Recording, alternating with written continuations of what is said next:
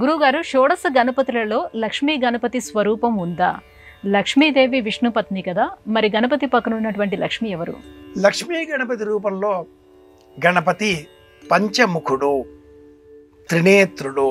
ఆ గణపతి వామాంగం పైన ఉండేటటువంటి లక్ష్మీదేవి గణపతి శక్తి స్వరూపము.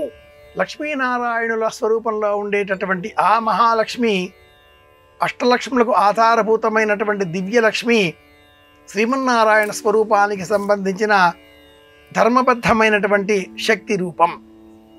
ఎవరికి వారికి వారిలో ఉండేటటువంటి శక్తి లక్ష్మీ రూపంగా సంభావించడం, సంబోధించడం సనాతన ధర్మం సూచించిన ఆగమ శాస్త్ర నియమం. ఎవరైనా కూడా లక్ష్మీ స్వరూపమే. ఆ లక్ష్మీ స్వరూపం శక్తి రూపంగా ఉన్నప్పుడు క్రియాత్మకంగా పురుష రూపం, ఆచరణాత్మకంగా పురుష రూపం, ఆచరించే సమయంలో వినియోగించేటటువంటి వినిమయం అయ్యేటటువంటి వినియోగింపబడేటటువంటి వలయం నిలయం శక్తి రూపం, స్త్రీ ప్రకృతి రూపం. ఆ స్త్రీ లేక ప్రకృతి రూపాన్నే లక్ష్మీ రూపంగా సనాతన ధర్మం బోధిస్తుంది.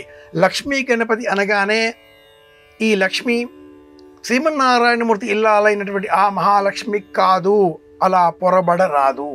గణపతికి సంబంధించిన శక్తి రూపం లక్ష్మి, విష్ణువుకు సంబంధించిన శక్తి రూపం మహాలక్ష్మి. మన గృహాలలో కూడా అనేక వస్తువులను, సందర్భాలను, సన్నివేశాలను లక్ష్మీప్రదంగా, లక్ష్మీమయం అంటూ సంబోధిస్తూ ఉంటాం. పిల్లలు సంతానలక్ష్మి, ధాన్యం ధాన్యలక్ష్మి, ధనం సంపద ఐశ్వర్యలక్ష్మి, పరాక్రమం వీరలక్ష్మి, ఇలా వివిధ నామాలతో సంబోధించినప్పుడు సత్యం సుబోధకమవుతుంది. గణపతి వామాంకం మీద ఉండే ఈ లక్ష్మి వేరు, నారాయణమూర్తి ఇల్లాలైన ఆ లక్ష్మి మహాలక్ష్మి వేరు స్వరూపాలు.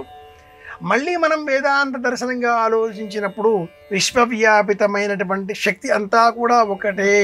ఆ దర్శనం వేరు, పౌరాణిక విజ్ఞానం వేరు. ఇలా గుర్తించాలి.